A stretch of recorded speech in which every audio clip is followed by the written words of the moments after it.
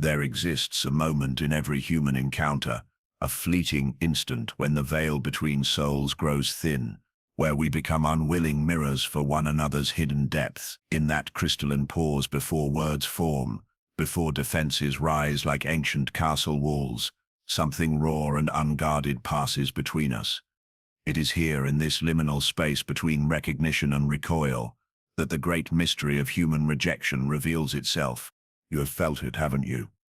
That peculiar sting when someone turns away from you without cause, when conversation dies in their throat, when eyes that once held warmth suddenly grow distant as winter moons. You search your memory for offense given, for boundaries crossed, for some logical explanation that might restore the ordered universe of cause and effect. But logic fails us here, in this shadowland where the psyche's deeper currents move like underground rivers, carving caverns we dare not name. The truth that emerges from these depths is both terrible and liberating. Rejection is rarely about the rejected. It is about the terror of recognition, the primal fear of seeing oneself reflected in another's authentic being. Like Narcissus gazing into the pool, we approach each other hoping to find confirmation of our carefully constructed self-image, only to discover instead the face we have been fleeing from in our dreams. Consider the persona, that exquisite mask we craft with such devotion, polishing its surface until it gleams with acceptable virtues. We tend it like a sacred garden, pruning away any growth that might reveal our wildness, our shadow, our untamed depth. This false face becomes so precious to us that we forget it is not our true countenance. We mistake the portrait for the painter, the mask for the soul beneath. But the authentic human being, oh, how they disturb this careful construction.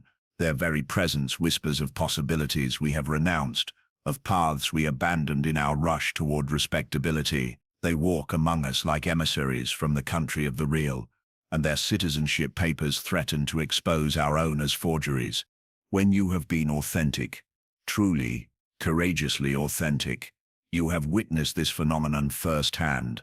You have seen how your genuineness can trigger something primal in others, something that has nothing to do with your words or actions, but everything to do with the light you carry. It is not a comfortable light.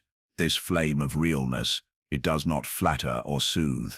Instead, it illuminates, and illumination can be the cruelest gift we offer one another. The shadow, that unlived, disowned portion of ourselves that Jung recognized as essential to wholeness, recoils from direct encounter with consciousness. When we meet someone who has embraced their darkness alongside their light, who stands integrated in their full humanity, our own shadow grows restless. It whispers from its exile, "Look how they dare to be whole while you remain fractured. Look how they embrace what you have rejected in yourself." This is why the healer is often unwelcome at the feast, why the truth-teller finds doors closed in their face, why the authentic soul walks a lonelier path than those who trade in comfortable lies. They serve as unwitting catalysts for others' individuation process, that sacred and terrifying journey towards psychological wholeness that Jung identified as life's central task. The mechanism of projection operates here with ruthless efficiency.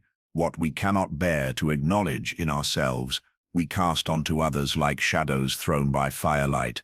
If I harbor secret rage, I will find you angry.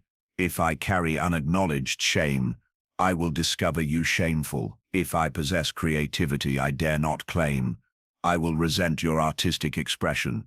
The very qualities that could lead to my liberation become the grounds for your exile. But projection is not simply a defense. It is an invitation.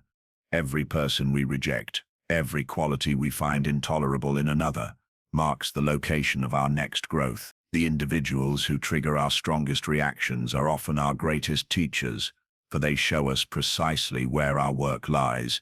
They are like signposts in the wilderness of the psyche, pointing toward the parts of ourselves we have yet to reclaim. This understanding transforms rejection from personal wound into sacred initiation.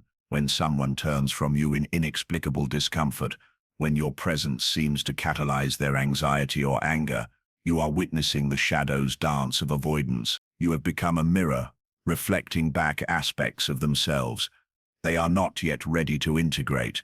Your sin is not in being flawed, but in being real enough to remind them of their own disowned authenticity. The alchemical tradition speaks of the prima materia, the raw, undifferentiated material from which all transformation begins. In psychological terms, this is the totality of our being before we learn to separate acceptable from unacceptable, light from dark, persona from shadow. Children possess this wholeness naturally. They laugh and rage and love with equal intensity, unashamed of their full emotional spectrum. But socialization teaches us to edit ourselves, to present only those aspects deemed worthy of love. Yet something in us remembers that original wholeness, and when we encounter it in another, when we meet someone who has refused to amputate their difficult truths, we feel both attraction and terror. They remind us of who we were before we learned to lie, before we traded authenticity for approval. Their presence asks the most dangerous question of all. What would happen if you stopped pretending? The persona trembles before such inquiry. It has invested so much in its construction, sacrificed so many authentic impulses on the altar of acceptance, that the possibility of its dissolution feels like death itself. And perhaps it is a kind of death, the death of the false self that has ruled our lives through fear and conformity. This is why authentic beings often find themselves mysteriously excluded, subtly rejected, inexplicably avoided. They carry the scent of transformation, and transformation terrifies the ego that has built its entire identity on maintaining the status quo. They represent the possibility of change, and change, even positive change, threatens the ego's carefully maintained world. But there is profound wisdom in becoming comfortable with this rejection, in understanding its deeper meaning. When you realize that others' discomfort with you often reflects their discomfort with unlived aspects of themselves, you can cease taking their responses personally. You begin to see rejection not as judgment of your worth, but as information about their inner landscape. This shift in perspective is revolutionary. Instead of shrinking from others' negative reactions, you can meet them with compassion, recognizing the fear that drives their avoidance. Instead of changing yourself to accommodate their comfort, you can maintain your authentic stance while allowing them their process. You become like the mountain that stands unmoved while clouds gather and disperse around its peaks. The individuation process demands this kind of steadfastness. As we mature psychologically, we must learn to hold our center regardless of external reactions. This does not mean becoming rigid or defended, but rather cultivating what Jung called loving detachment, the ability to remain open and genuine while not being controlled by others' responses. Consider how this wisdom might transform your understanding of every difficult relationship, every inexplicable rejection you have endured. That friend who gradually grew cold without explanation, perhaps your growth highlighted their stagnation. That colleague who seemed to take instant dislike to you, perhaps your confidence triggered their hidden insecurities. That lover who fled just as intimacy deepened, perhaps your emotional availability terrified their defended heart. None of this excuses cruelty or justifies remaining in harmful relationships. Rather, it offers a lens through which to view human interaction that preserves your sense of self, while cultivating compassion for others' struggles. It allows you to maintain your authenticity without taking others' reactions as verdicts on your worth. The mirror works both ways, of course. Just as others project their disowned aspects onto us, we project onto them. The people who irritate us most intensely often carry some quality we refuse to acknowledge in ourselves. The individual whose success we resent may embody the ambition we have suppressed. The person whose neediness repels us may reflect our own unmet dependency needs. The one whose anger disturbs us may carry the rage we dare not feel. Recognition of this dynamic transforms every relationship into an opportunity for self-discovery. Instead of simply reacting to others, we can ask, what is this person showing me about myself? What aspect of my own psyche am I encountering in this interaction? This question opens doorways that judgment closes, creating space for the kind of authentic encounter that heals both self and other. The process is neither quick nor easy. Withdrawing our projections requires tremendous courage and honesty. It means seeing in ourselves the very qualities we have comfortably located in others. It means recognizing that the enemy we have been fighting may be an aspect of our own unlived life. It means accepting responsibility not only for our conscious actions but for the unconscious material we have scattered like seeds in the garden of relationship. Yet this work is essential to genuine human connection. As long as we use others as screens for our projections, we cannot truly see them. We see only our own reflected shadows and disowned light. Real relationship becomes possible only when we can encounter the other as they are rather than as we need them to be. This is the great paradox of human connection. We must become whole unto ourselves before we can truly meet another. We must integrate our own shadows before we can see clearly beyond them. We must accept our own rejected aspects before we can cease rejecting them in others. The journey toward this wholeness is what Jung called individuation, the process by which we become who we truly are, rather than who we think we should be.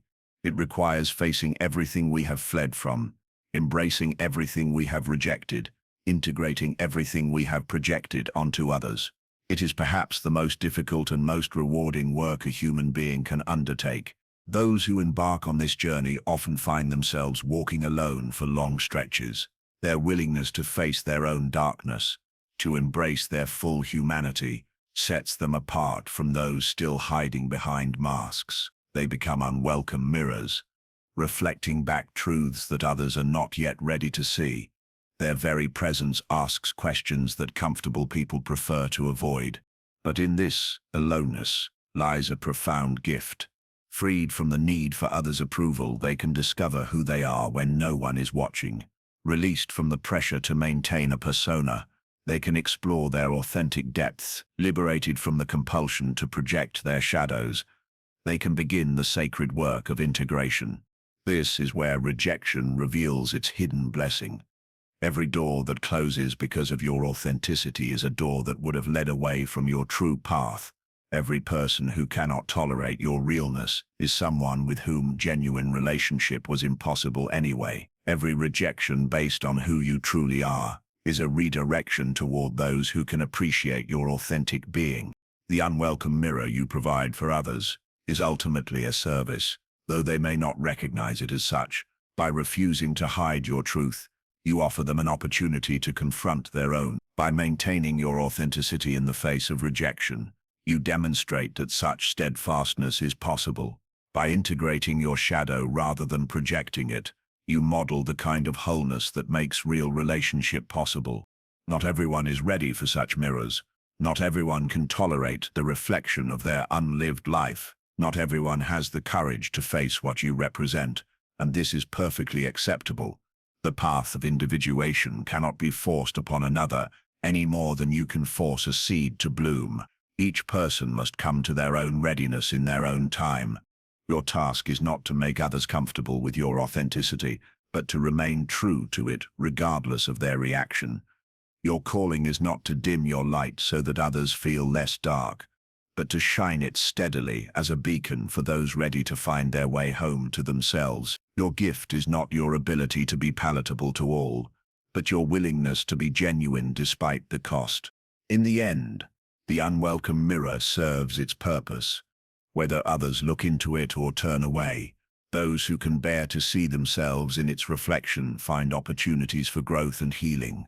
Those who cannot yet face their own reflection are gently redirected toward their own timing, their own teachers, their own path toward wholeness. And you, the bearer of the mirror, learn the profound lesson of holding your truth with love while allowing others their journey. This is the beginning of wisdom, understanding that rejection often speaks more loudly about the rejecter than the rejected, that authenticity disturbs those still clinging to pretense, and that the mirror you provide is both burden and gift, challenge and calling. In accepting this role with grace, you step into your own power and begin the sacred work of living from your truth regardless of the world's response. The unwelcome mirror reflects back not only shadow but light, not only wounds but healing potential, not only fear but the possibility of love beyond fear. And in learning to hold this mirror steady, you discover that you have been looking at yourself all along. seeing in others' reactions, the very dynamics that live within your own psyche, finding in their rejections invitations to deeper self-acceptance, discovering in their fear of your authenticity confirmation of its power and necessity. This is where the journey begins, with the recognition that every encounter is a meeting with yourself, every rejection an opportunity for deeper self-knowledge, every projection a doorway to integration. The unwelcome mirror becomes a sacred tool, not for changing others, but for understanding yourself and maintaining your truth in a world that often fears such mirrors. And in this understanding, the sting of rejection transforms into the gift of recognition, and the burden of being an unwelcome mirror reveals itself as the blessing of authentic being. The human psyche is the master architect of elaborate fortifications, constructing walls of judgment, criticism, and dismissal with the precision of ancient castle builders. Watch how the ego labors in its workshop of avoidance, hammering defenses into place with the urgent desperation of one who knows that dawn approaches, and with it, the light that reveals all hiding places. These psychological ramparts rise not to keep invaders out, but to prevent the resident from seeing what lies beyond their self-imposed prison.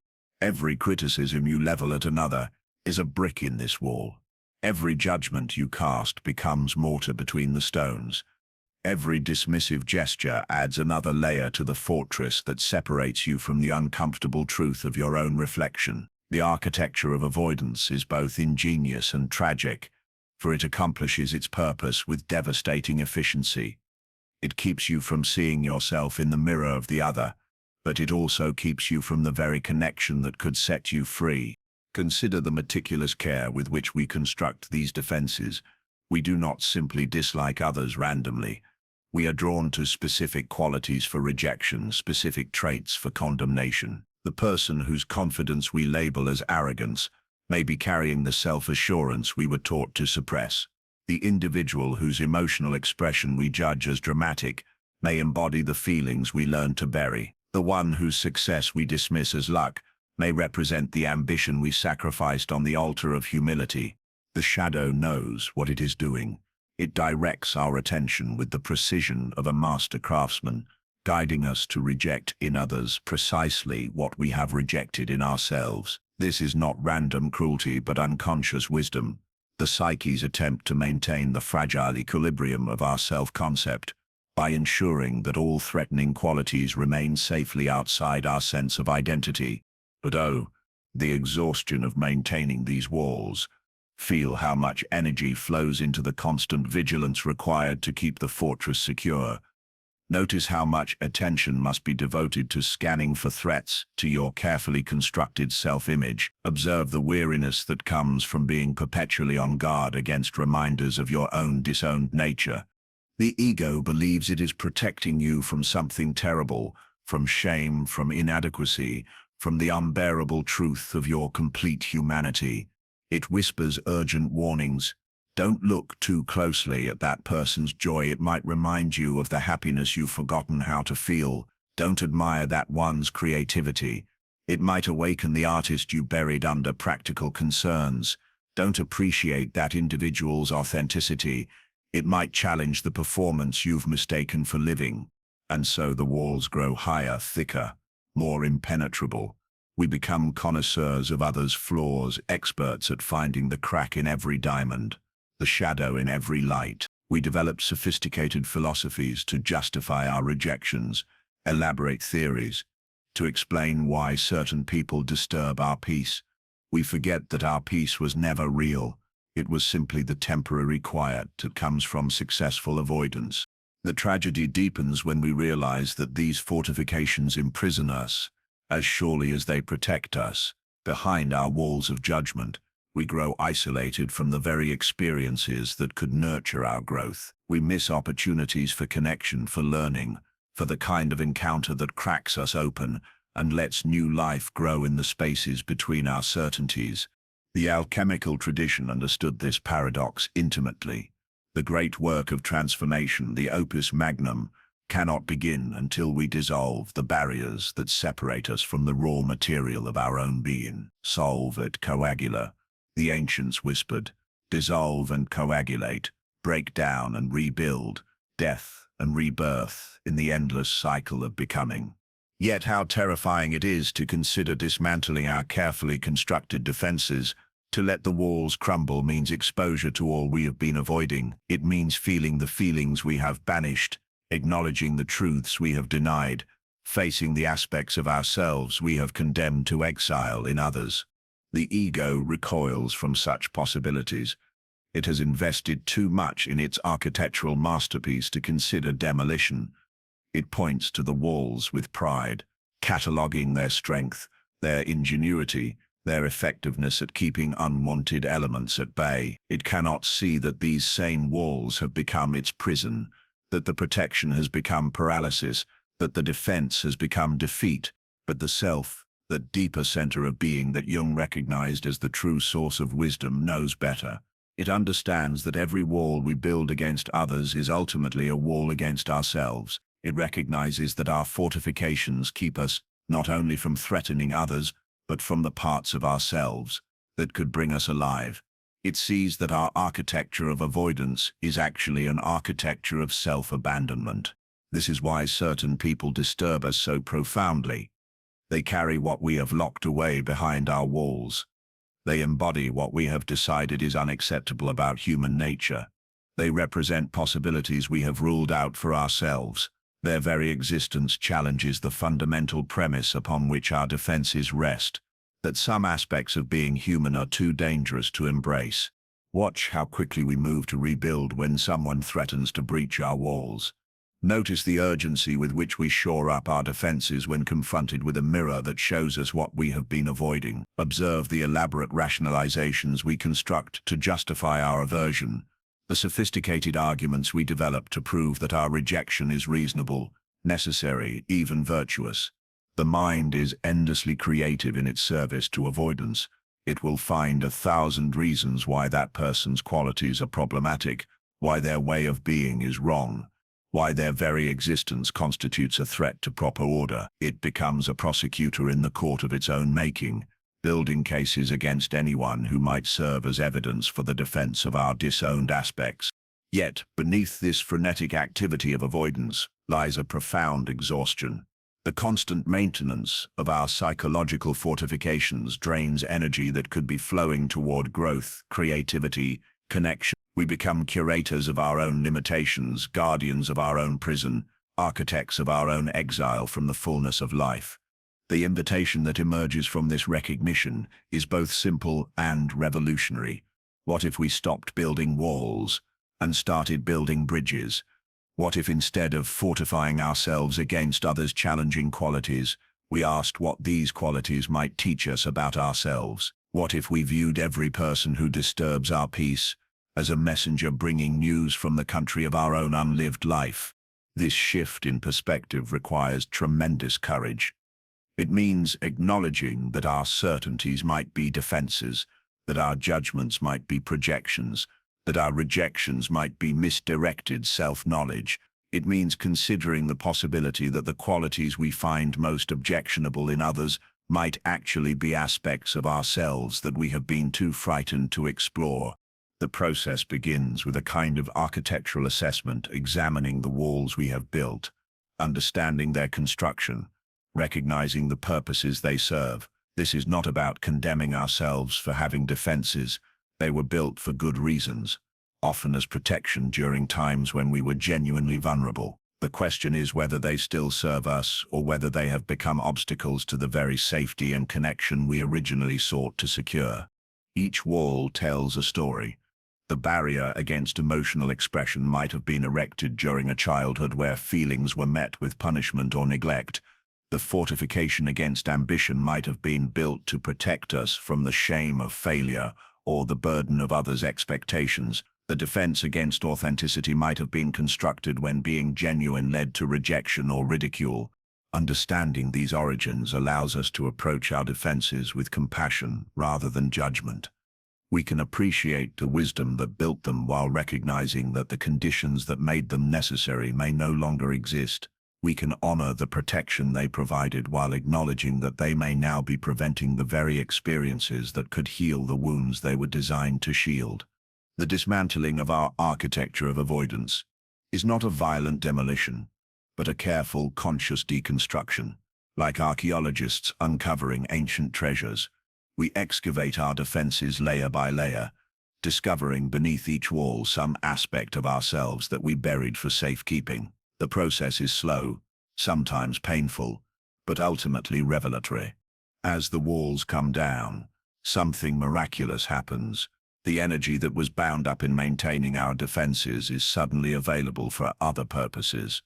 The attention that was constantly scanning for threats can turn toward appreciation, creativity, connection. The elaborate mental machinery of avoidance can be repurposed for the work of integration and growth. But perhaps most significantly, as our architecture of avoidance crumbles, we begin to see others not as threats to be defended against, but as carriers of our own disowned treasures.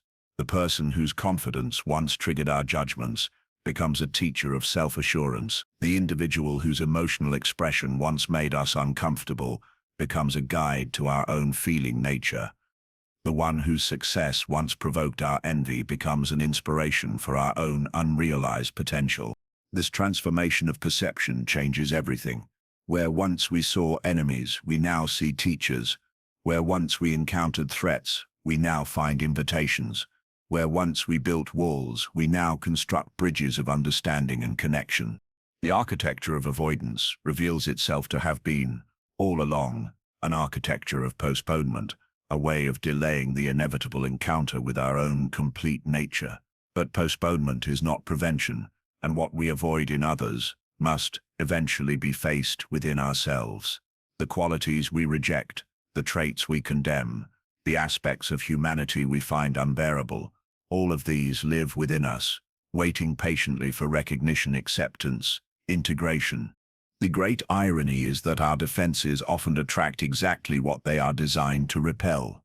By rejecting certain qualities so vehemently, we broadcast our relationship to them, drawing toward us people who embody what we cannot acknowledge in ourselves. The universe, it seems, has a sense of humor about our avoidance strategies, persistently offering us opportunities to face what we have been fleeing from. This cosmic joke becomes a source of liberation when we begin to understand its mechanism.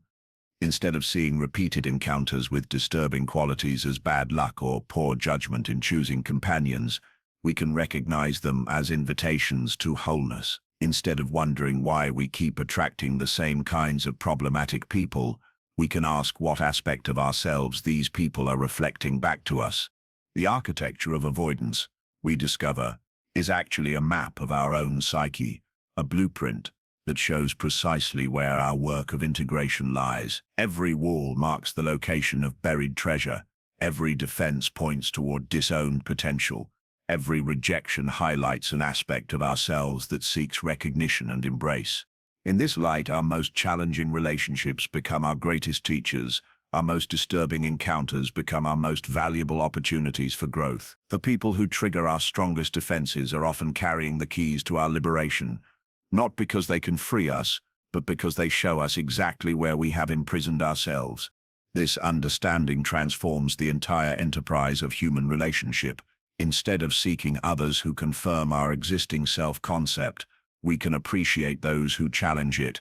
Instead of surrounding ourselves with people who make us comfortable, we can value those who make us conscious. Instead of avoiding difficult personalities, we can recognize them as mirrors reflecting back the difficulties we have yet to face within ourselves. The walls come down not through force, but through understanding, not through struggle, but through recognition, not through conquest, but through surrender to the truth that has been seeking us all along. We are not separate from what we reject in others. We are not different from what we condemn. We are not exempt from the human qualities that make us uncomfortable. In accepting this truth, our architecture of avoidance transforms into an architecture of integration, a conscious construction that includes rather than excludes, embraces rather than rejects, connects rather than separates. The energy that once went into building walls now flows toward building wholeness, and the masterpiece that emerges is not a fortress, but a home spacious enough to contain the full spectrum of human experience. This is the great work, not the avoidance of what disturbs us, but the integration of what completes us. The architecture of avoidance was never meant to be permanent. It was always meant to be a temporary shelter, while we gathered the strength to face ourselves completely. Now, with walls dissolving and defenses transforming into bridges, we can begin the real work of becoming whole. In the grand theatre of human relationship, the shadow performs its most exquisite and terrible dance, a choreography of projection, where every step reveals what we dare not acknowledge, every gesture speaks what we refuse to own, every movement mirrors the unlived life that haunts our dreams. The shadow does not move randomly across this stage. It seeks specific partners, particular vessels for its expression, chosen with the precision of a master craftsman, selecting the perfect tool for the most delicate work. Watch how your shadow moves through the world, using others as its arms and legs, its voice and face. Notice how it gravitates towards certain people with magnetic intensity, how it recoils from others with equal force. The shadow knows what it needs, knows who can carry its abandoned dreams, its rejected impulses, its disowned power.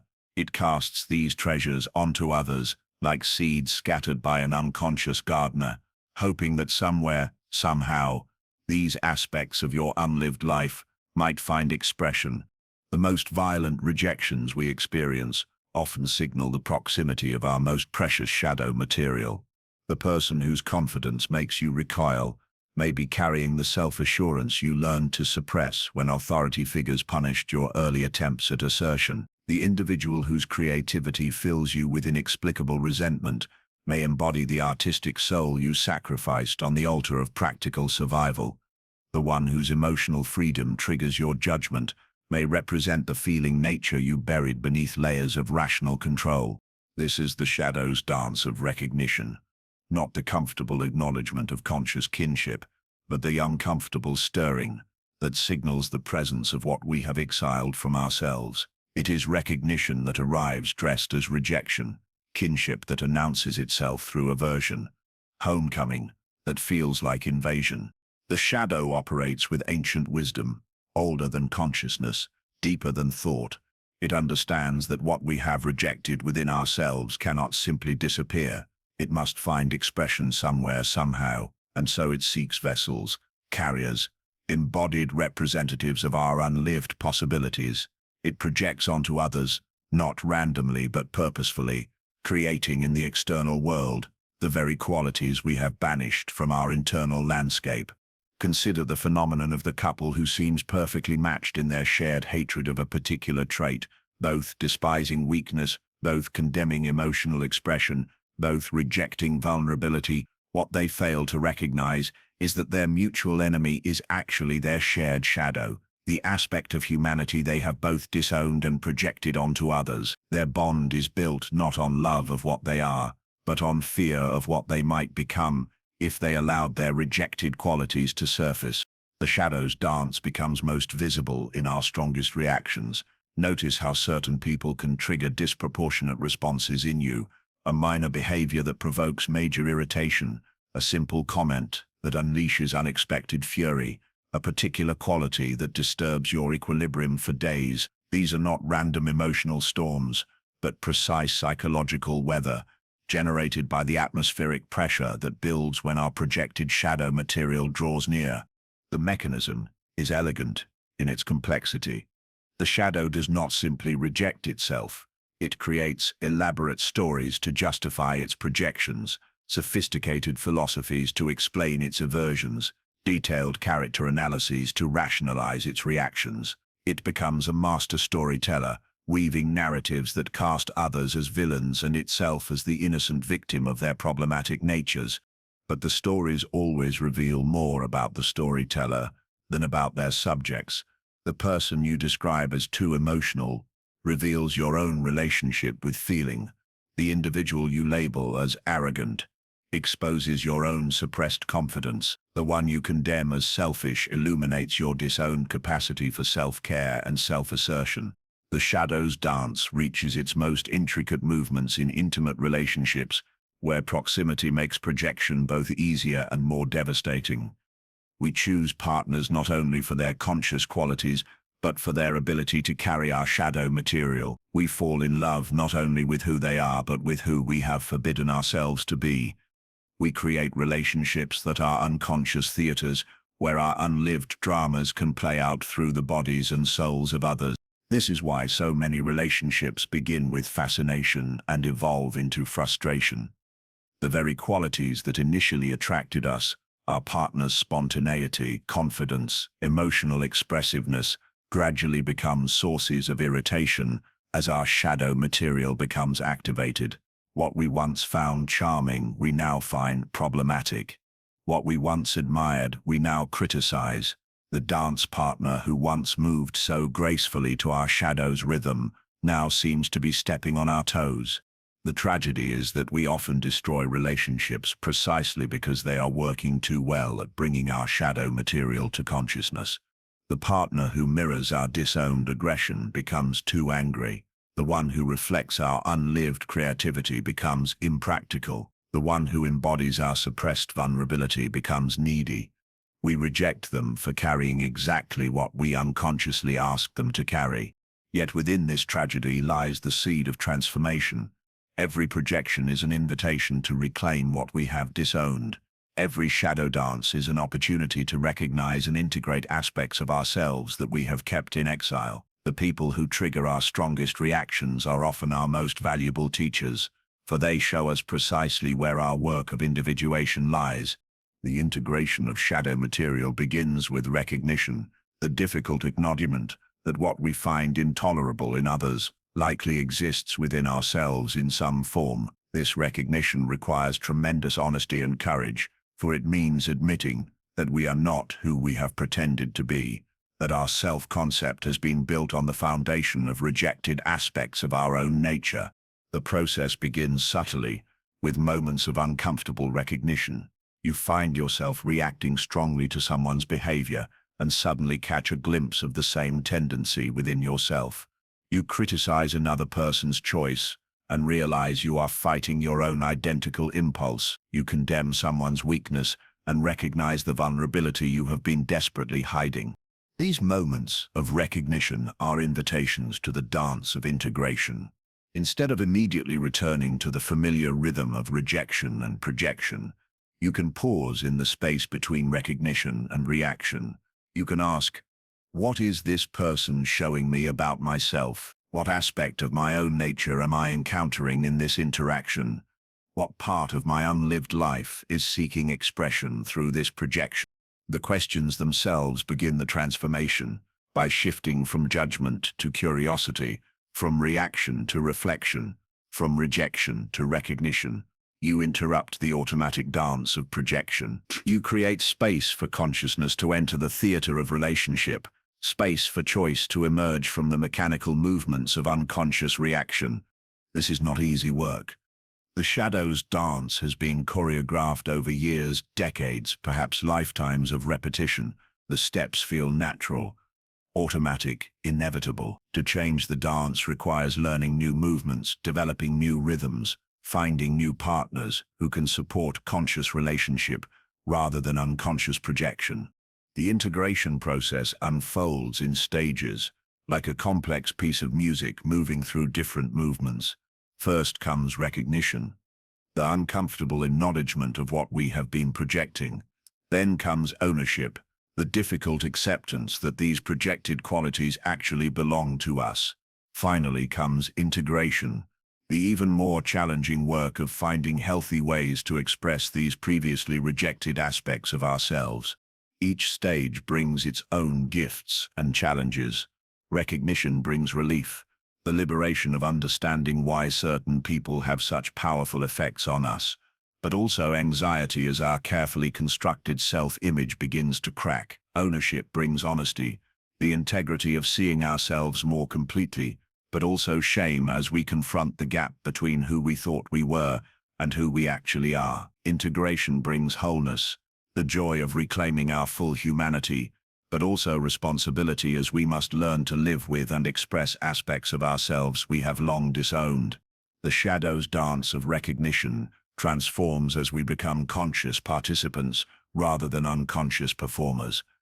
Instead of projecting our unlived material onto others, we begin to recognize it as it arises within us. Instead of using others as vessels for our disowned qualities, we begin to find ways to express these qualities directly and authentically. This transformation changes everything about how we relate to others. The person whose confidence once triggered our resentment becomes a teacher of self-assurance. The individual whose emotional expression once made us uncomfortable becomes a guide to our own feeling nature. The one whose success once provoked our envy becomes an inspiration for our own unrealized potential. But perhaps most significantly, as we withdraw our projections, we begin to see others as they actually are rather than as carriers of our shadow material. This is a profound gift both to them and to ourselves. They are freed from the burden of representing our unlived life, and we are freed from the prison of our projections. Real relationship becomes possible when we cease using others as screens for our shadow material and begin meeting them in the space of authentic encounter. This meeting requires us to own our complete nature, light and shadow, acceptable and rejected, conscious and unconscious. It demands that we show up as whole human beings, rather than edited versions of ourselves. The shadow's dance of recognition teaches us that every enemy is a disowned friend, every rejected quality a potential ally, every projection a part of ourselves, seeking integration.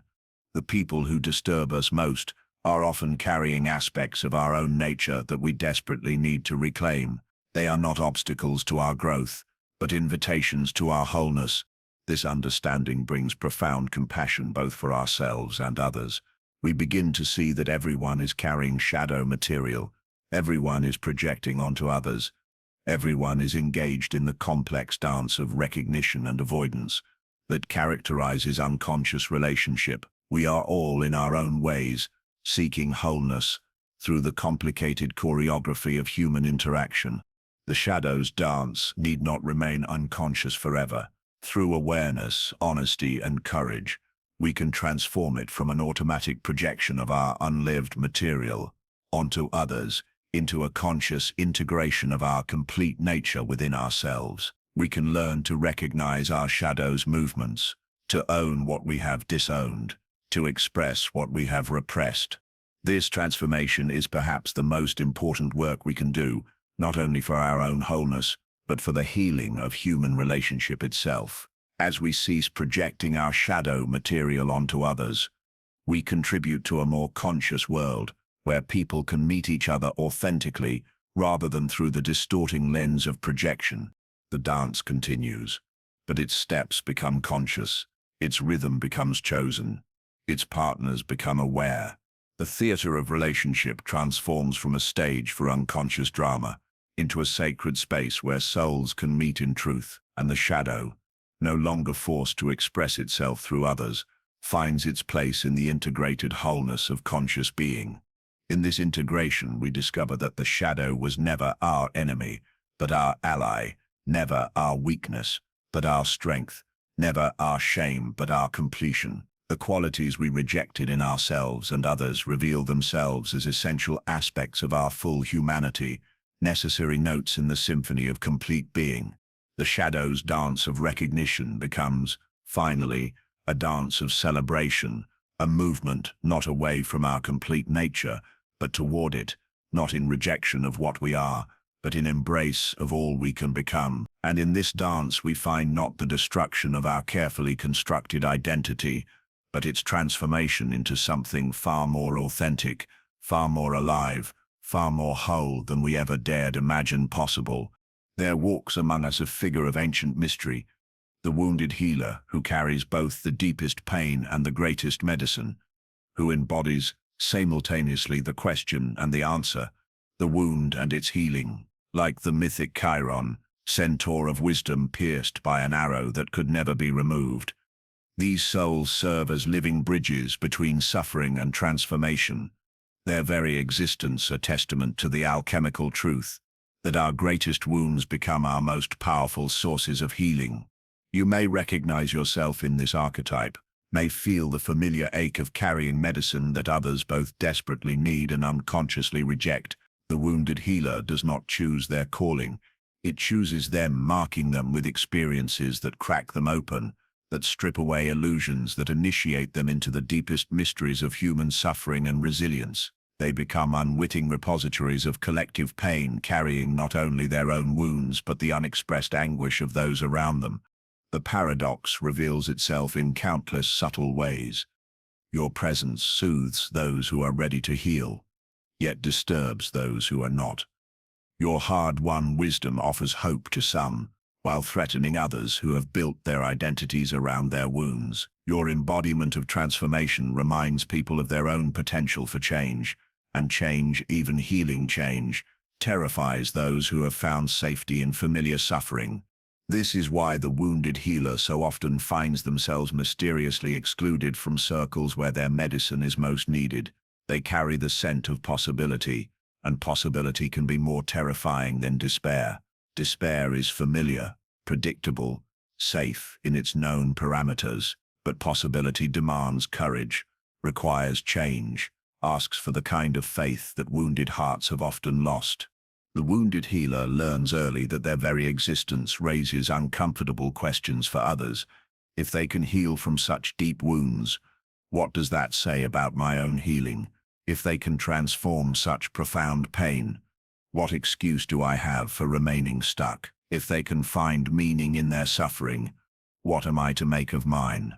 These questions, arising unbidden from the unconscious, create a subtle but persistent discomfort that others may not even recognize consciously. The mechanism of rejection operates with particular cruelty toward the wounded healer. Others see in them not the triumph of healing, but the reminder of their own unhealed places. They see not the inspiration of transformation, but the judgment of their own resistance to change. They see not the gift of hard-won wisdom, but the threat to their carefully constructed defenses against growth. And so the wounded healer becomes a target for projection, carrying others' despair, their cynicism, their rage at the unfairness of suffering. People unconsciously cast onto them their own relationship with pain, their own fears of healing, their own ambivalence about transformation. The wounded healer becomes a screen upon which others project their most complicated feelings about their own wounds. But within this rejection lies a profound truth. The wounded healer threatens the victim identity that some have learned to wear like armor. The person who has built their entire sense of self around their wounds, who has found in suffering a form of protection from life's demands, experiences the wounded healer as a challenge to their fundamental worldview. If healing is possible, if transformation can occur, if wounds can become sources of wisdom and strength, then what becomes of the identity built on permanent brokenness? The wounded healer carries a particularly difficult burden because they have been initiated into both sides of the experience. They know the depths of despair and the heights of healing. They understand both the necessity of the wound and the possibility of its transformation. This dual knowledge makes them translators between worlds, ambassadors from the country of healing to those still dwelling in the territory of pain. Yet their translations often fall on deaf ears, their ambassadorial messages rejected by those not ready to believe in the possibility they represent. The wounded healer speaks a language that can only be understood by those ready to heal, offers medicine that can only be received by those prepared for transformation. To others, their words sound like false hope, their presence feels like naive optimism, their very existence seems to deny the reality of irreparable damage. The wounded healer learns to navigate this complex territory with tremendous sensitivity. They understand that their healing can be threatening to others, that their transformation can feel like judgment, that their hard-won peace can seem like betrayal to those still at war with their pain. They develop the delicate art of offering their medicine without forcing it, of sharing their light without blinding those still adjusting to dawn. But the rejection still stings, still creates moments of doubt and loneliness. The wounded healer may find themselves wondering if they have done something wrong, if their healing is somehow offensive, if their transformation is a form of abandonment of those still suffering. They may question whether their medicine is real or simply denial, whether their peace is authentic or merely a sophisticated form of avoidance. These moments of doubt, are part of the wounded healer's ongoing initiation. They must continuously choose to believe in their own healing, to trust their transformation, to honor the reality of their medicine, even when others cannot see or receive it. They must learn to hold steady in their truth, while allowing others their own timing, their own readiness, their own path toward healing. The wounded healer's gift is not in their perfection, but in their integration, their willingness to hold both wound and healing simultaneously, to embody both vulnerability and strength, to carry both the memory of pain and the reality of transformation. They do not pretend their wounds never existed. Instead, they demonstrate how wounds can become doorways, how scars can become sources of strength, how the places we have been broken can become the places where light enters. This integration is what makes them so powerful and so threatening. They prove that suffering does not have to be permanent, that damage does not have to be definitive, that even the deepest wounds can become sources of wisdom and compassion. They embody the alchemical principle of transformation, lead into gold, poison into medicine, wound into wisdom. The wounded healer often finds their deepest connections with others who carry similar archetypes, fellow travelers on the path of transformation, other souls who have been initiated into the mysteries of healing. These relationships provide respite from the loneliness of carrying medicine in a world that often resists healing, offering mutual recognition and understanding that can be found nowhere else. But even in these connections, the wounded healer must be careful not to create exclusive clubs of the transformed, not to develop a superior attitude toward those still struggling with their wounds. The wounded healer's medicine includes humility, the recognition that healing is an ongoing process, that transformation never ends, that even the most profound healing can deepen further. The wounded healer learns to love their wound as much as their healing, understanding that both are essential to their medicine. The wound keeps them humble, connected to human suffering, able to reach into the depths where others are drowning and offer genuine understanding. The healing gives them hope, demonstrates possibility, provides the strength to dive deep without drowning themselves. This love of the wound is perhaps the most difficult aspect of the wounded healer's path. While others either demonize their wounds or glorify them, the wounded healer must find a way to simply accept them, to see them neither as shameful failures nor as badges of honor, but as the very experiences that cracked them open to receive their particular medicine. The wounded healer discovers that their wound was never random, never meaningless, never simply unfortunate. It was precisely the initiation they needed to develop their unique form of healing medicine. Their particular wound created their particular wisdom. Their specific pain generated their specific capacity for compassion. Their individual brokenness opened them to their individual wholeness. This understanding transforms their relationship to their own suffering. Instead of seeing it as something to overcome or transcend, they begin to see it as something to integrate and honor. Their wound becomes sacred, not because suffering is good, but because it became the doorway through which their healing entered the world. The wounded healer learns to carry their medicine lightly, offering it freely but without attachment to whether it is received. They understand that their healing is not dependent on others' acceptance of it, that their transformation is not validated by others' recognition of it, that their medicine exists whether or not anyone chooses to take it. This detachment is not indifference but wisdom, the recognition that healing cannot be forced, transformation cannot be imposed, medicine cannot be given to those not ready to receive it. The wounded healer learns to trust the timing of others' healing journeys while remaining steadfast in their own. The rejection they face becomes, paradoxically, part of their medicine. Each person who turns away teaches them about the fear of healing. Each criticism deepens their understanding of resistance to transformation. Each projection helps them recognize the many forms that the avoidance of wholeness can take. The wounded healer begins to see their rejectors not as enemies but as unconscious teachers, showing them aspects of the healing journey they might otherwise overlook. They develop compassion even for those who wound them further, recognizing in their attackers the same fear and pain that once drove their own suffering. This compassion does not mean accepting abuse or remaining in harmful situations. The wounded healer learns the crucial distinction between understanding others' pain and allowing that pain to wound them again. They develop strong boundaries not as walls against others but as containers for their own healing energy. The wounded healer's ultimate paradox is that their greatest strength lies in their greatest vulnerability. Their deepest medicine emerges from their deepest wound. Their most powerful healing capacity grows from their most profound brokenness. They embody the mystery that transformation is not about becoming someone else but about becoming more fully who they have always been. Wound and healing, broken and whole, human and divine.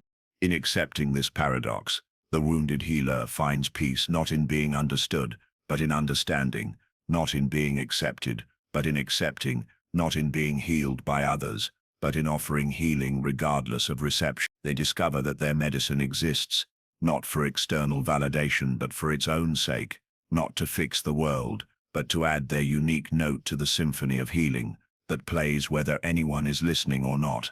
The wounded healer's journey teaches that some souls are called to embody possibility for others, to serve as living proof that transformation is possible, that healing can occur, that even the deepest wounds can become sources of medicine. Their rejection by some and recognition by others is part of the mysterious economy of healing, the cosmic distribution of medicine according to readiness and need.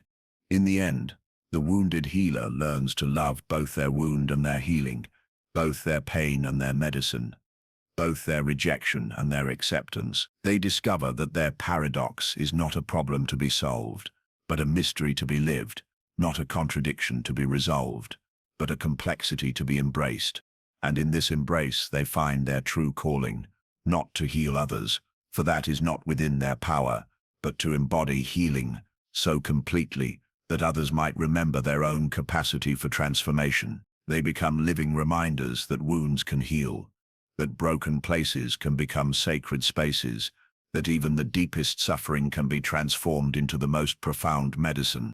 The wounded healer walks their path with both humility and dignity, carrying their paradox like a sacred flame that illuminates not only their own way, but offers light to others, traveling similar roads. In their willingness to be both wounded and healing, they serve the great work of human consciousness, the slow, patient transformation of suffering into wisdom, of pain into compassion, of wounds into medicine that can heal the world.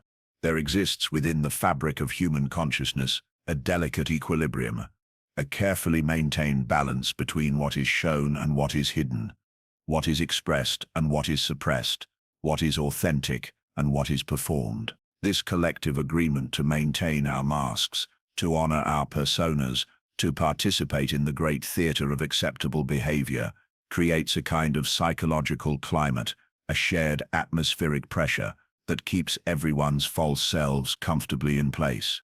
And then someone chooses authenticity.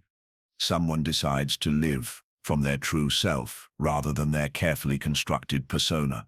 Someone steps out of the choreographed dance of collective pretense and begins moving to the rhythm of their own soul. In that moment they become a catalyst, a transformative agent whose very presence begins to shift the chemical composition of every relationship, every interaction, every space they enter.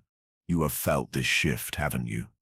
Perhaps you have been the catalyst yourself, watching how your decision to be genuine creates ripples of reaction in those around you. Or perhaps you have been in the presence of such authenticity and felt the uncomfortable stirring it creates, the way it makes your own masks feel suddenly heavy and artificial, the way it asks questions you're not ready to answer about the life you're actually living. The authentic self operates as a catalyst, not through intention but through simple being. They do not try to disturb others' equilibrium. They merely refuse to participate in the collective conspiracy of pretense. They speak their truth, not to challenge others, but because they have grown weary of the exhaustion that comes from constant performance. They express their genuine feelings, not to make others uncomfortable, but because they have discovered the peace that comes from alignment between inner experience and outer expression. Yet this authenticity creates a profound disturbance in the collective field of consciousness, like a stone thrown into still water. The genuine person generates waves that reach far beyond their immediate presence. Others feel these waves as a subtle but persistent pressure to examine their own level of authenticity, to question their own commitments to truth, to consider what they have sacrificed in their pursuit of acceptance and approval. The response to this catalytic presence follows predictable patterns, each representing a different stage of consciousness's encounter with authenticity. Some react with immediate attraction, recognizing in the genuine person a freedom they have longed for but feared to claim. Others respond with sharp criticism, attempting to restore the equilibrium by pressuring the authentic one back into performance. Still others experience what Jung called enantiodromia, the sudden swing into the opposite, where proximity to authenticity triggers an intensification of their own false behavior. Watch how the authentic person's presence reveals the fault lines in relationships, organizations, families, and communities. Their simple refusal to perform exposes how much of the social structure depends upon everyone agreeing to maintain their masks. Their willingness to be real illuminates how much energy the collective spends on maintaining illusions. Their commitment to truth highlights how many lies we tell ourselves and each other in the name of keeping the peace. This revelatory function of authenticity explains much of the rejection that genuine people experience. They are not rejected for being flawed. Everyone is flawed. They are not rejected for being difficult. Everyone is difficult in their own way. They are rejected because their genuineness asks the most threatening question of all. If they can be real, what does that say about my masks? The authentic self as catalyst operates through what we might call the principle of resonance. Just as a tuning fork struck in a room full of instruments will cause other tuning forks to vibrate at the same frequency, the authentic person's genuineness activates whatever authenticity exists in others. This activation can be experienced as inspiration or as threat, as invitation or as invasion, depending on the observer's relationship to their own truth. Those who have been longing for permission to be real often experience the authentic person as a liberation. They see in their genuineness a possibility they had almost given up on, a way of being they thought was no longer available in adult life. The authentic person becomes for them a kind of North Star, a fixed point of reference that helps them navigate toward their own truth. But those who have invested heavily in their personas, who have built their identities and relationships on the foundation of careful performance, experience the authentic person as a threat to their entire world. If authenticity is possible, if genuineness is an option, if people can be real and still survive, then what does that mean for the elaborate structures they have built on the premise that authenticity is dangerous? The authentic person often finds themselves caught in the crossfire of this collective awakening. They may be celebrated by some as a breath of fresh air while being criticized by others as inappropriate, naive, or selfish. They may find that their genuineness is welcomed in some contexts while being rejected in others. They may discover that the same quality that attracts certain people repels others with equal intensity. This polarized response to authenticity reflects the deep ambivalence that exists within human consciousness about the value of being genuine. On one hand, we crave authenticity in our leaders, our friends, our partners, ourselves. We are drawn to those who seem real, who appear to be living from their truth, who embody the kind of genuineness we remember from childhood before we learn to edit ourselves for others' comfort. Yet, on the other hand, we fear authenticity, both in ourselves and others. We fear its unpredictability, its refusal to conform to social expectations, its capacity to disrupt the comfortable patterns we have established. We fear that if everyone were genuine, society would collapse into chaos, relationships would become impossible, civilization itself would crumble under the weight of too much truth. The authentic person learns to navigate this ambivalence with both courage and compassion. They understand that their genuineness will trigger reactions in others that have nothing to do with their actual words or actions, but everything to do with those individuals' relationship to their own truth. They learn to distinguish between feedback that reflects legitimate concerns about their behavior and reactions that reflect others' discomfort with authenticity itself. This discernment becomes crucial to maintaining their genuineness while remaining in relationship with others. The authentic person must develop the ability to remain true to themselves while not forcing their authenticity on others, to maintain their genuineness while respecting others' right to their own timing and process of awakening. The catalytic function of authenticity operates not only in personal relationships, but in larger social systems as well. The authentic person in a workplace reveals how much of organizational culture depends on everyone agreeing to perform roles, rather than express their genuine selves. Their presence raises questions about whether productivity might actually increase if people could bring their whole selves to work, whether creativity might flourish if authenticity were truly valued, whether collaboration might deepen if masks could be safely removed. Similarly, the authentic person in a family system exposes how much of family harmony depends on everyone maintaining their assigned roles and avoiding certain truths. Their genuineness might reveal unexpressed feelings, unacknowledged conflicts, or unlived dreams that have been suppressed for the sake of keeping the family mythology intact. The community that encounters an authentic person must grapple with fundamental questions about its own values and priorities. Does it truly value honesty or only the appearance of honesty? Does it actually seek depth or merely the comfortable shallowness of pleasant surfaces? Does it genuinely want growth or simply the stagnant safety of familiar patterns? These questions create what we might call a crisis of consciousness, a moment when the collective must decide whether to embrace the catalyst of authenticity or reject it in favor of maintaining the status quo. Often the decision is not made consciously, but emerges through a series of subtle pressures, unspoken agreements and unconscious behaviors that either welcome or discourage genuine expression. The authentic person learns to read these collective dynamics with increasing sophistication. They develop sensitivity to the atmospheric conditions that surround authenticity in different contexts. They learn to recognize when their genuineness is truly welcomed, and when it is merely tolerated, when their truth is sought, and when it is avoided, when their presence is experienced as gift and when it is felt as burden. This sensitivity allows them to modulate their expression without compromising their essence. They can choose to share more of their truth in receptive environments, while maintaining appropriate boundaries in hostile ones. They can offer their authentic presence as invitation rather than imposition, as gift rather than demand, as possibility rather than prescription. The transformation that authentic people catalyze in others often happens slowly and subtly. The colleague who initially resented their genuineness may gradually begin to question their own performance. The friend who criticized their emotional honesty may slowly start to acknowledge their own suppressed feelings. The family member who rejected their authenticity may eventually begin to explore what truths they have been avoiding in their own life.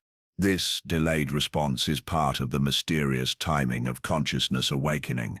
The seed of authenticity, once planted by encounter with a genuine person, may lie dormant for years before germinating. The question sparked by witnessing someone's courage to be real may not be consciously acknowledged until circumstances create the right conditions for its emergence. The authentic person learns to trust this timing, to plant seeds of genuineness without needing to witness their immediate germination. They understand that their role as catalyst is not to force transformation, but to make it possible, not to create change, but to demonstrate that change is available, not to heal others, but to embody healing so completely that others might remember their own capacity for wholeness. This understanding brings both freedom and responsibility. The freedom comes from releasing attachment to others' responses while maintaining commitment to their own truth. They are liberated from the exhausting work of trying to manage others' reactions to their authenticity while remaining faithful to their genuine expression. The responsibility emerges from recognizing the power that authenticity carries. The genuine person understands that their truth-telling can have profound effects on others, that their emotional honesty can open floodgates of feeling, that their courage to be real can inspire others to examine the genuineness of their own lives. With this recognition comes the obligation to wield their authenticity with wisdom and compassion. The authentic self, as catalyst, must learn to balance their commitment to truth with sensitivity to timing, their dedication to genuineness with respect for others' readiness, their courage to be real with awareness of the impact their reality might have on those still learning to navigate their own truth. This balance requires what we might call mature authenticity, genuineness that has grown beyond the adolescent need to shock or rebel and has developed into a steady, grounded commitment to living from truth, regardless of external response. Mature authenticity expresses itself not as emotional exhibitionism but as quiet integrity, not as dramatic truth-telling but as consistent alignment between inner experience and outer expression. The mature, authentic person has learned that the most powerful catalyst is not the one who forces reactions, but the one who simply embodies possibility so completely that others cannot help but be affected. They understand that authentic presence speaks more loudly than authentic words, that genuine being creates more transformation than genuine doing. In this maturation, the authentic self discovers that their greatest gift is not in changing others, but in giving others permission to change themselves. By living authentically, they create space for others to explore their own genuineness. By expressing their truth, they make it safer for others to acknowledge their own. By being real, they make reality a viable option for those who had given up on its possibility. The collective transformation that authentic individuals catalyze happens one person at a time, one interaction at a time, one moment of genuine connection at a time. Like ripples spreading across a pond, each authentic encounter creates the potential for further authenticity. Each genuine expression opens space for more genuine expression. Each real connection makes real connections more possible. This is how consciousness evolves, not through mass movements or dramatic revelations, but through individual acts of courage, individual commitments to truth, individual decisions to be authentic regardless of the consequences. The authentic self serves as catalyst in this evolution, disturbing the comfortable equilibrium of collective pretense just enough to create space for genuine transformation. The rejection that authentic people face is often the birth pang of this transformation. The discomfort their genuineness creates is the growing pain of consciousness expanding beyond its current limitations. The resistance they encounter is the inertia of old patterns giving way to new possibilities. In accepting their role as catalyst, authentic individuals contribute to a quiet revolution in human consciousness, a transformation that happens not through force, but through example, not through persuasion, but through presence, not through argument, but through embodiment of what becomes possible when someone chooses to live from their truth rather than their fear. The authentic self, as catalyst, discovers that their greatest power lies not in changing the world, but in refusing to be changed by a world that demands inauthenticity, in maintaining their genuineness despite external pressure, in expressing their truth despite social consequences, in being real despite collective resistance.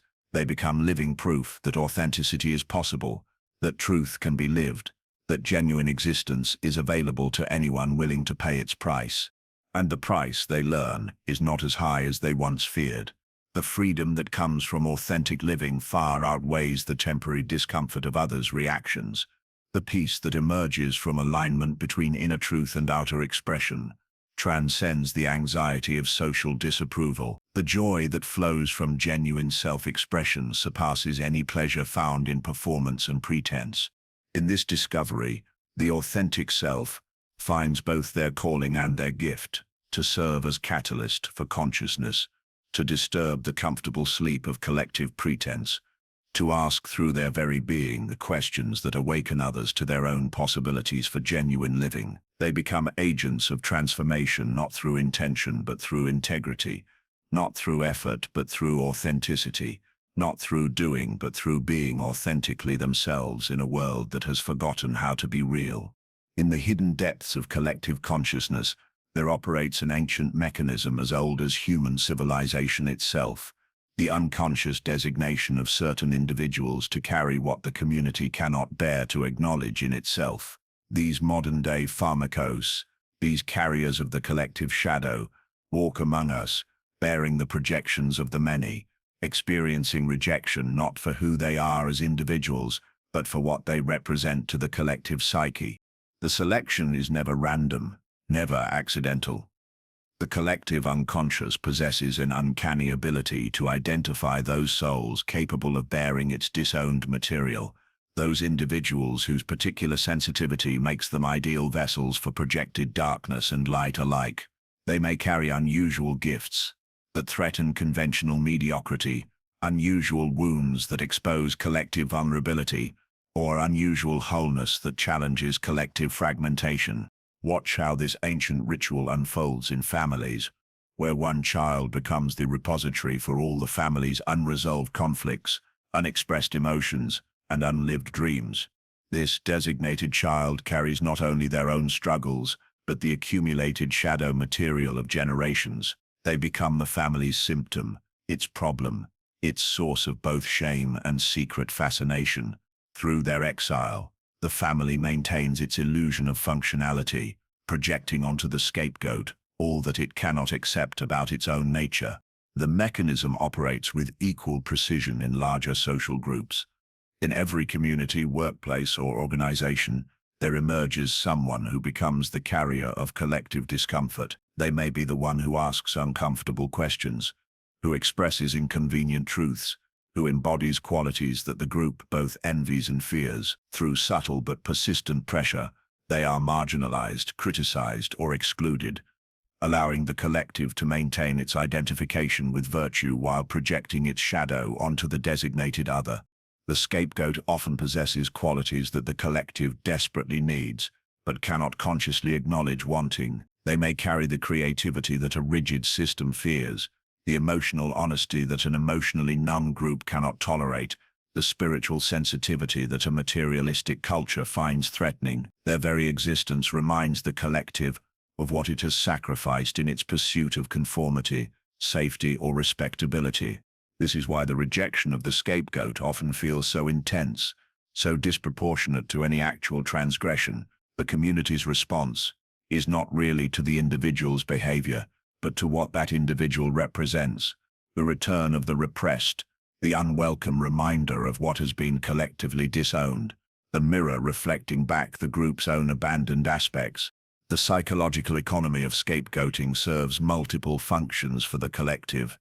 It provides a target for projected aggression, allowing group members to express their own suppressed hostility while maintaining their self-image as peaceful people. It creates a sense of unity through shared rejection, bonding the group together against a common enemy.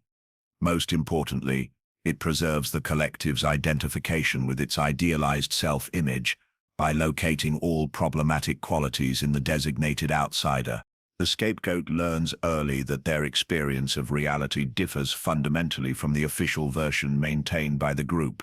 They see the dysfunction that others deny, feel the emotions that others suppress, recognize the truths that others avoid. This double vision, seeing both what is and what is pretended, becomes both their burden and their gift, their source of alienation and their path to wisdom.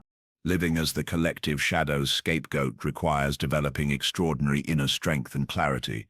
The constant barrage of projections can create profound confusion about one's own identity. Am I really as problematic as they say? Am I actually the source of all this conflict? The scapegoat must learn to distinguish between their own authentic struggles and the shadow material being dumped onto them by others. The process of recognition begins with understanding the repetitive patterns.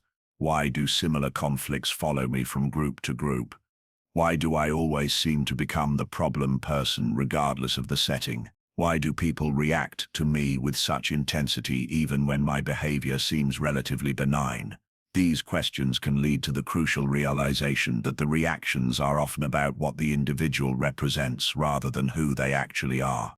The scapegoat begins to recognize the projective nature of their experience when they notice how others' criticisms often reveal more about the critic than about themselves. The person who calls them selfish may be struggling with their own unacknowledged self-centeredness. The one who labels them too sensitive may be defending against their own overwhelming feelings. The individual who finds them threatening may be afraid of their own power. This recognition brings both relief and additional challenge. Relief comes from understanding that the rejection is not really about personal unworthiness, but about collective unconsciousness. The scapegoat realizes they have been carrying burdens that were never truly theirs, bearing responsibility for dynamics they did not create. But recognition also brings the challenge of response. How does one live with this knowledge?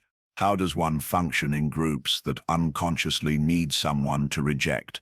How does one maintain relationships with people who are unconsciously using them as a repository for their own disowned material?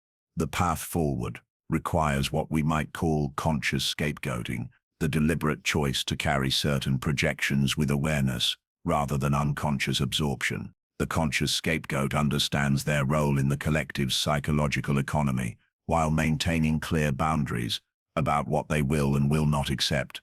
This consciousness transforms the entire experience. Instead of being a victim of projection, the aware scapegoat becomes a conscious participant in the collective's healing process. They begin to see their role as sacred work, helping the community process its shadow material by carrying it temporarily, while pointing toward its rightful ownership. The conscious scapegoat develops the ability to receive projections without identifying with them. They can hold others' disowned material like a sacred vessel, neither rejecting it outright nor absorbing it as personal truth. They become skilled at reflecting projections back to their owners with compassion rather than reactivity, offering mirrors that invite integration rather than further projection. This skill requires profound spiritual maturity. The conscious scapegoat must maintain their center while being constantly pressured to take on others' unconscious material. They must remain grounded in their own truth, while being told repeatedly that they are the problem. They must hold compassion for those who reject them while protecting themselves from the damage that unconscious projection can cause. The transformation from unconscious to conscious scapegoating often happens through repeated cycles of rejection and recognition. Each time the pattern repeats, the individual has an opportunity to see more clearly what is happening, to understand more deeply their role in the collective's unconscious dynamics, to respond more consciously to the projections being cast upon them. The conscious scapegoat learns to read the signs of projection with increasing sophistication. They recognize when someone's reaction to them is disproportionate to the actual interaction. They notice when criticism focuses on qualities that the critic also possesses. They observe when their presence seems to trigger specific types of responses, regardless of their actual behavior. This awareness allows them to respond rather than react.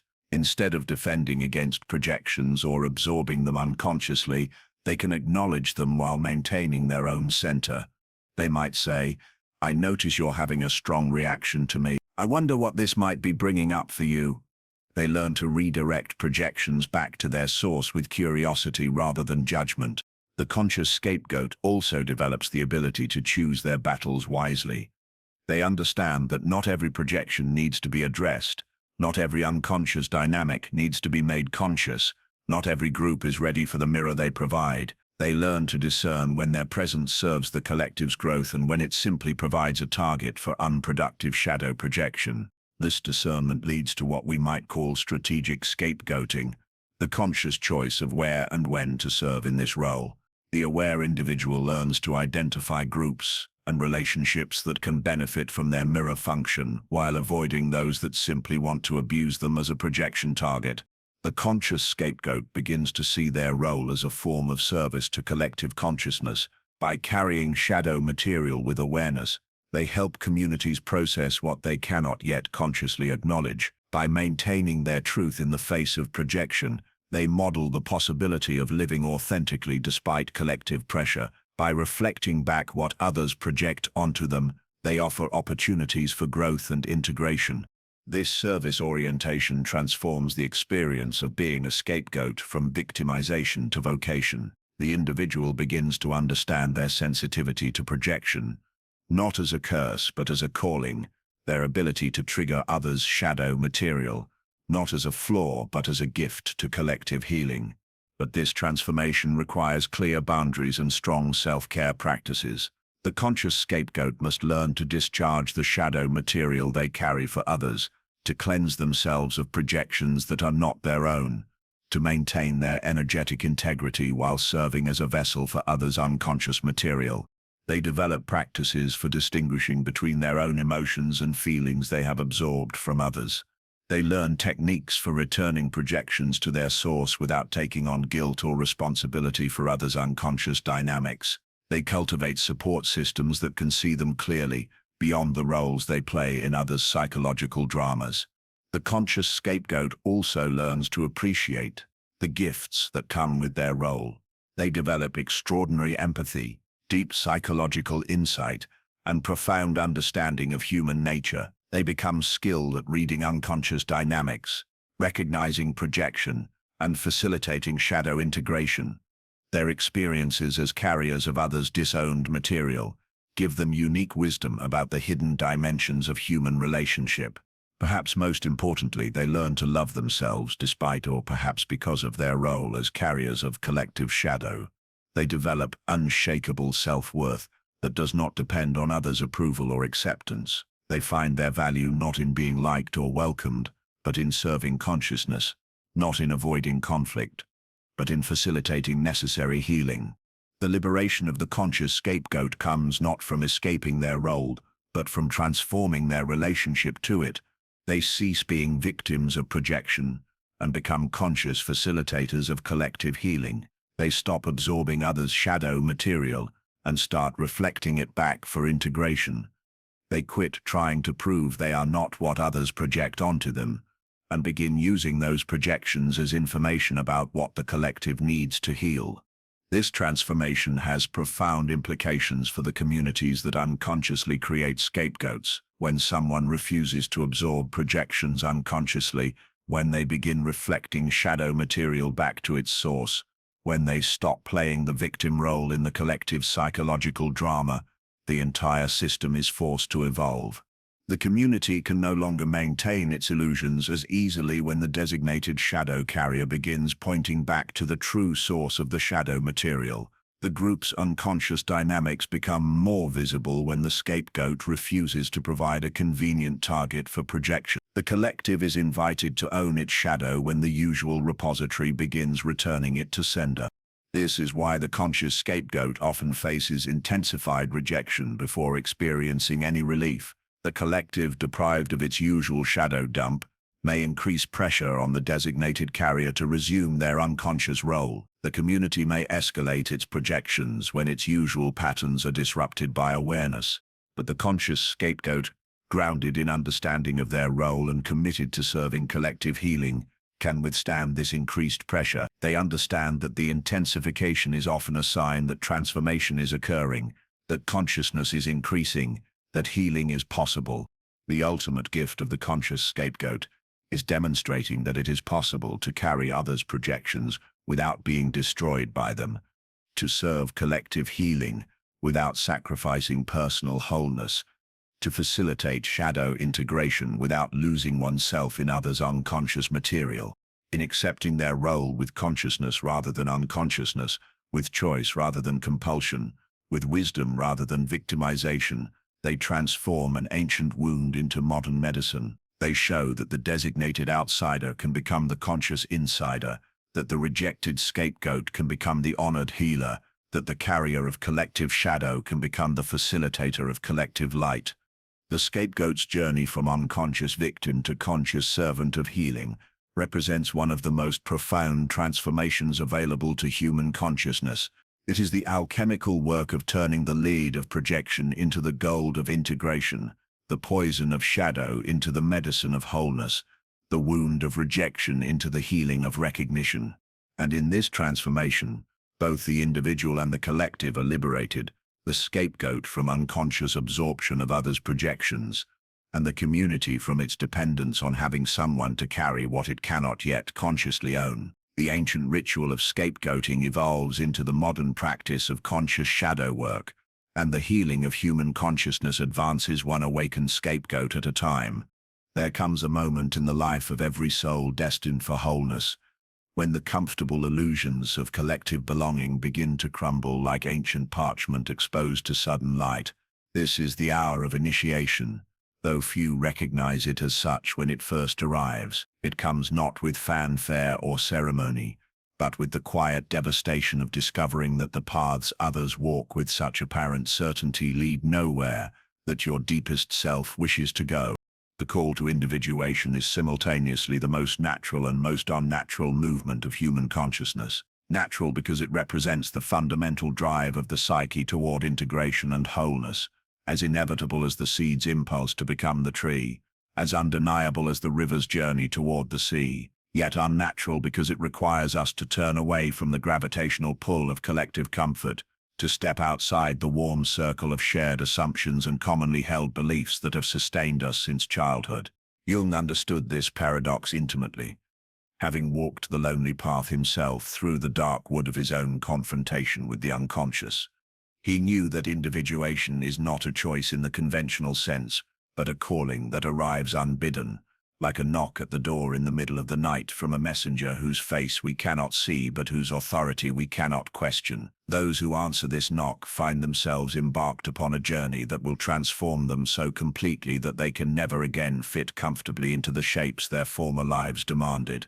The hermit in the tarot carries his lamp, not because he has chosen to be alone, but because he has been chosen by the light itself to venture into territories where others cannot or will not follow. This solitude is not the bitter isolation of the misanthrope, but the sacred aloneness of one who has been selected to serve as a scout for consciousness itself, mapping territories of the soul that remain uncharted by the collective understanding of his time. This is the profound loneliness that descends upon those called to the path of individuation, not the simple loneliness of physical isolation, which can be remedied by company, but the existential loneliness of one who has glimpsed realities that cannot be shared with those who have not undergone similar initiations. They become like adults trying to explain the complexities of love to children, like those who have learned to read trying to convey the magic of literature to the illiterate. The gap between their expanding understanding and the static worldview of their former companions grows wider with each step they take toward authenticity. The rejection that follows is as predictable as sunrise, though no less painful for its inevitability. The individuating soul discovers that their commitment to inner truth makes others profoundly uncomfortable. Their very presence becomes a challenge to the unconscious agreements that hold collective identity together. They threaten not through any deliberate action, but through their simple refusal to participate in the shared delusions that keep most people safely insulated from the demanding work of genuine self-knowledge. This rejection manifests in countless subtle ways. Friends begin to find excuses to avoid their company. Family members express concern about their changes in tones that carry more judgment than compassion. Colleagues distance themselves from someone who no longer participates enthusiastically in the rituals of collective unconsciousness. The individuating soul becomes a reminder of possibilities that others are not yet ready to face, a mirror reflecting back the compromises that everyone else has learned to accept without question. Yet this rejection, painful as it is to the human heart that naturally seeks belonging and acceptance, serves a profound purpose in the alchemical transformation of consciousness. It burns away the last vestiges of dependency upon external validation, forces the individuating soul to find within themselves the sources of strength and approval that they once sought in others. Like the phoenix that must be consumed by fire before it can be reborn, the soul on the path of individuation must experience the death of its old identity before its authentic self can emerge. The desert becomes their natural habitat, not the literal desert of sand and stone, but the psychological landscape where all external supports have been stripped away and one must learn to find water in the hidden springs of their own being. This is the place of testing that all genuine initiates must enter, where the ego's desperate need for external confirmation meets the implacable silence of a cosmos that will not provide easy answers to the questions that matter most. In this desert of alienation, the individuating soul encounters what Jung called the transcendent function, the mysterious capacity of the psyche to bridge the gap between conscious and unconscious contents, to find in the marriage of opposites a third way that honors both, without being limited by either. This function cannot be activated through intellectual understanding alone, but requires the kind of profound necessity that only arises when all conventional supports have been removed. The lamp that the hermit carries is not lit by any external flame, but by the fire of consciousness itself, burning steadily in the depths of the individuating soul. This inner light grows brighter as external illumination grows dimmer, stronger as social supports weaken, more reliable as conventional wisdom proves inadequate to the challenges of authentic living. It is fed not by the approval of others, but by the deep satisfaction that comes from alignment with one's own truth. Regardless of whether that truth finds acceptance in the wider world, those who persist through this initiatory darkness discover something remarkable, that their loneliness was never a punishment, but a preparation, not a sign of rejection, but evidence of selection for a task that only they could perform. They begin to understand that their alienation from collective consciousness was necessary to prepare them for a different kind of service, a more profound form of contribution to the human community than conformity could ever provide. The hermit's path leads not to permanent isolation, but to a different quality of relationship with others. Having learned to find completion within themselves, individuated beings can engage with others from a place of fullness rather than need, offering genuine gifts rather than seeking to extract what they lack. Their former dependence upon external validation transforms into a capacity to validate others. Their hunger for approval becomes an ability to see and affirm the authentic being of those they encounter. This transformation is not visible to casual observation, which may explain why the individuating soul often appears to others as increasingly selfish or withdrawn. What cannot be seen from the outside is the profound work of integration taking place within, the patient weaving together of conscious and unconscious contents into the seamless fabric of an integrated personality. Like the caterpillar dissolving in the chrysalis, the individuating soul must endure a period of apparent dissolution before emerging in their transformed state. The shadow work that characterizes this phase of development requires absolute honesty about one's own motivations, projections, and unconscious patterns. This level of self-examination is impossible to maintain while still participating fully in the collective defenses against uncomfortable truths. The individuating soul must step outside the circle of shared denial in order to see clearly what lies within their own psyche, must risk the accusation of superiority or aloofness in order to maintain the objectivity necessary for genuine self-knowledge. Jung recognized that this process involves what he called enantiodromia, the tendency of psychological contents to transform into their opposites when carried to extremes.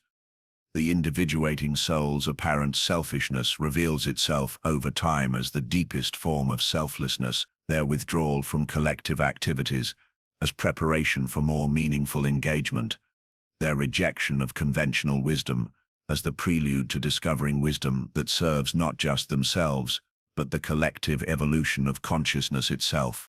The initiate's lonely path is thus not a destination, but a passage, not a permanent state, but a necessary phase in the great work of psychological and spiritual development. Those who traverse it completely discover that they have not lost their connection to humanity, but have found it on a deeper level, not abandoned their responsibility to others, but prepared themselves to fulfill it more completely.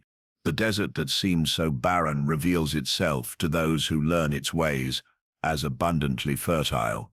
In the apparent emptiness, the individuating soul discovers resources that were never visible while they were distracted by the noise and activity of collective life. In the silence that felt so threatening, they hear the voice of their own deepest wisdom speaking truths that no external authority could have taught them. In the solitude that appeared so punishing, they find the company of their own authentic self, the one companion who can never be taken from them, never disappoint them, never require them to be other than they are. This inner companionship transforms the quality of all their external relationships. No longer desperate for acceptance, they can afford to be genuine. No longer afraid of rejection, they can risk vulnerability. No longer dependent upon others for validation, they can offer their real gifts, rather than performing personas designed to secure approval. The hermit emerges from the desert, carrying not just the lamp of personal enlightenment, but the capacity to kindle similar lights in others who are ready for their own initiatory journey. The rewards of this passage are not the conventional rewards that the collective world values: wealth, status, popularity, or power over others. They are the rewards of wholeness itself, the peace that comes from self-acceptance, the strength that flows from integrated consciousness, the joy that emerges when one's life becomes aligned with their deepest nature, the love that is possible only when one has learned to love themselves completely. Yet perhaps the greatest reward of the initiate's lonely path is the discovery that loneliness itself was an illusion, a necessary illusion that served to break the false dependencies that prevented genuine connection. In learning to be alone without being lonely, the individuating soul discovers that they were never truly separate from the larger web of consciousness of which they are a part. Their apparent isolation was actually a journey deeper into the heart of existence, where all apparent separation reveals itself as the play of a unity too vast and subtle to be grasped by the fragment-seeking ego. The hermit's lamp, carried through the darkness of initiatory solitude, becomes a beacon for others who are ready to begin their own journey toward wholeness. The light that once seemed so small and inadequate when measured against the overwhelming darkness of collective unconsciousness reveals itself as connected to the same source that lights every genuine seeker's way. The initiate discovers that they were never walking alone but were always part of an invisible fellowship of individuating souls, each carrying their own lamp through their own particular darkness, each serving as a distant star to guide others through the night. This is the great secret that the lonely path finally reveals, that individuation is not the selfish pursuit of personal advantage, but the courageous acceptance of one's unique role in the larger unfolding of consciousness itself. The hermit carries the lamp, not just for their own illumination but for all who will follow, not just to find their own way, but to make the path clearer for others who are called to walk it in their own time and their own manner. The initiate's journey through alienation and apparent rejection thus serves a purpose far greater than personal development. It creates pathways through the darkness of collective unconsciousness, establishes precedents for authentic living, demonstrates that wholeness is possible even in a fragmented world. Each soul who completes this passage successfully makes it slightly easier for others to follow, contributes to the gradual illumination of territories of consciousness that have remained in darkness for too long. In accepting the loneliness that comes with the call to individuation, the hermit accepts a form of sacred service that may never be recognized or appreciated by those who benefit from it. They become pioneers of consciousness, scouts of the soul, carriers of the lamp that lights the way toward possibilities that the collective mind cannot yet imagine, but desperately needs. Their solitude becomes a gift to humanity's future, their alienation a contribution to the eventual integration of individual and collective consciousness into something greater than either could achieve alone.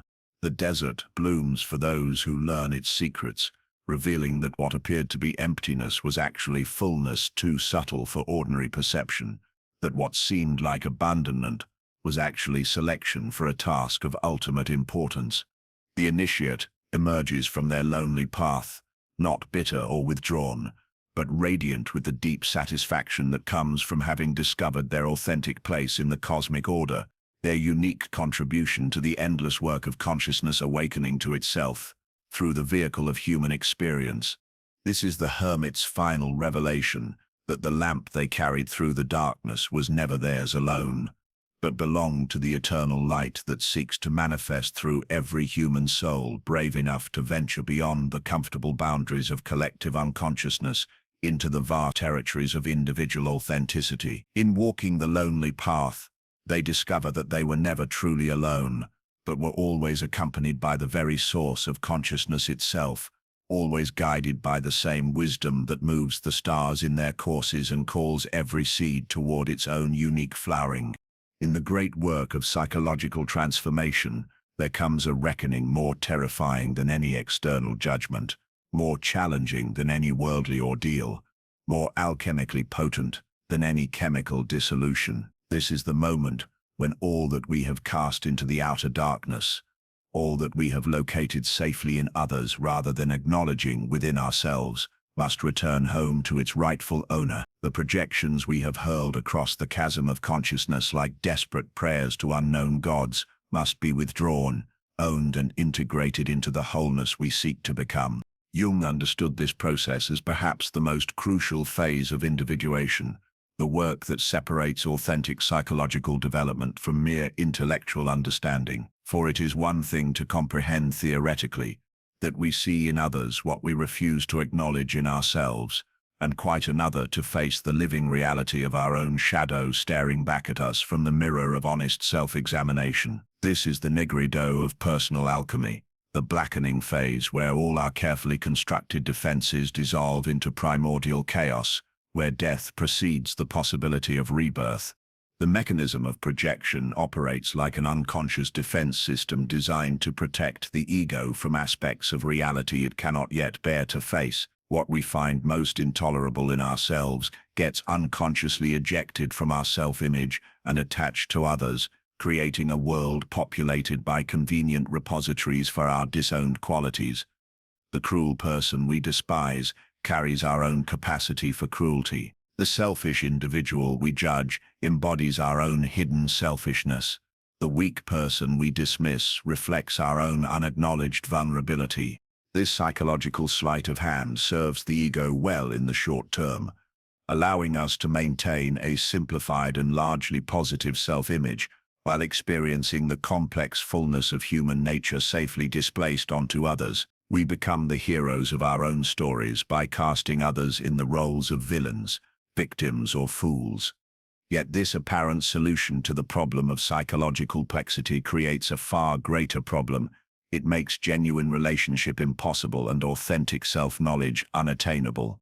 For as long as we remain unconscious of our projections, we live in a hall of mirrors, where we encounter only distorted reflections of our own disowned contents masquerading as independent others. We fall in love with our own idealized qualities reflected back to us through another person. We go to war with our own shadow when we meet it wearing someone else's face.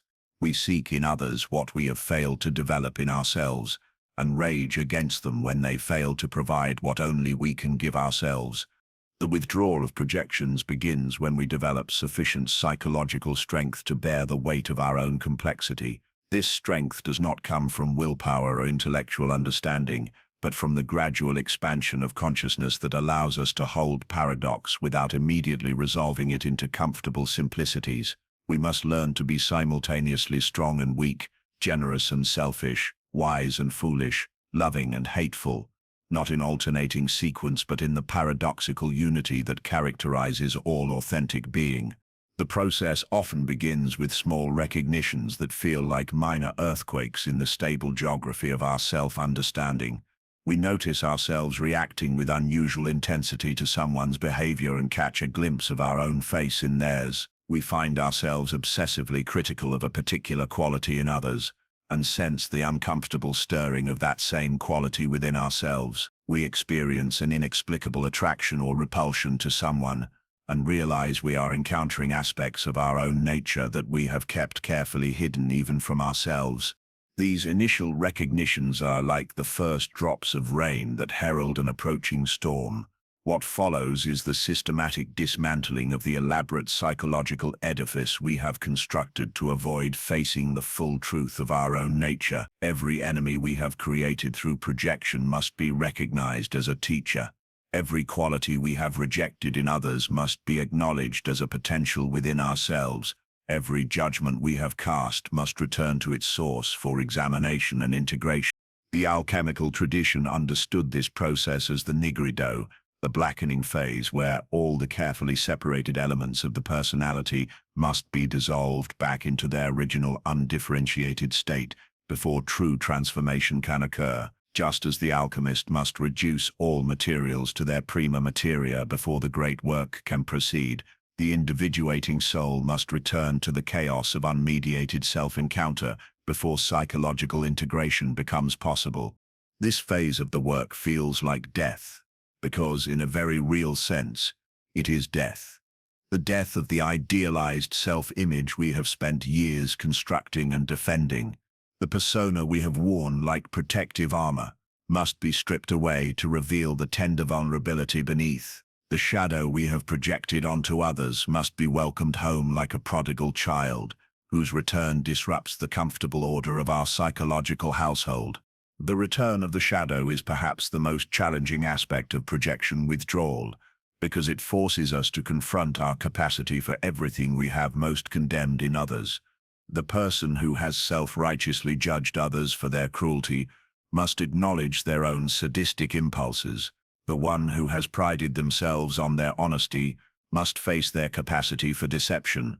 The individual who has defined themselves through their generosity must recognize their own selfishness. Yet shadow integration is only half of the projection withdrawal process. Equally important is the recognition and reclaiming of our projected light, those positive qualities we have located in others while denying them in ourselves, the wisdom we have attributed to our teachers, the beauty we have seen only in our beloved, the strength we have admired in our heroes.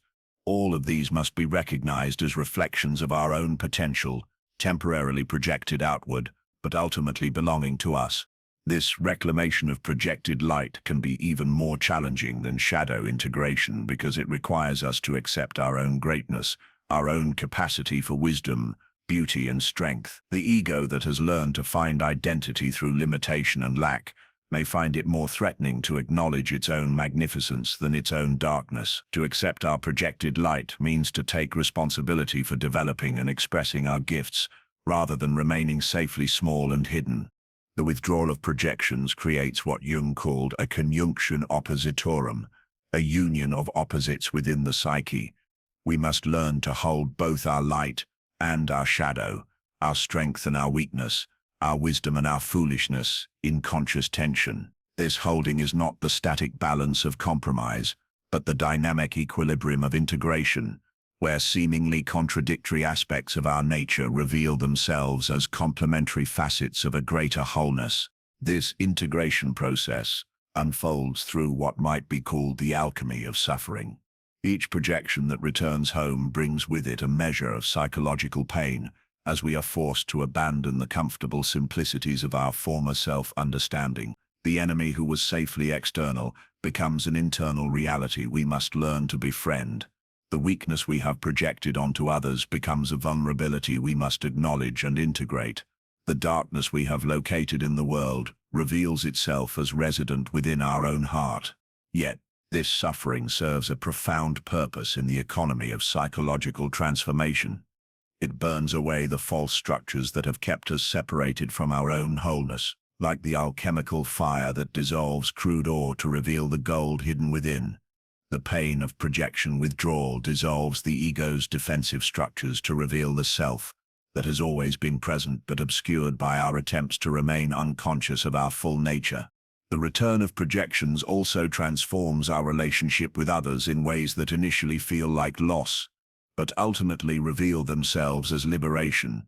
When we withdraw our projections from our enemies, we lose the comfortable clarity of knowing exactly who to blame for our troubles.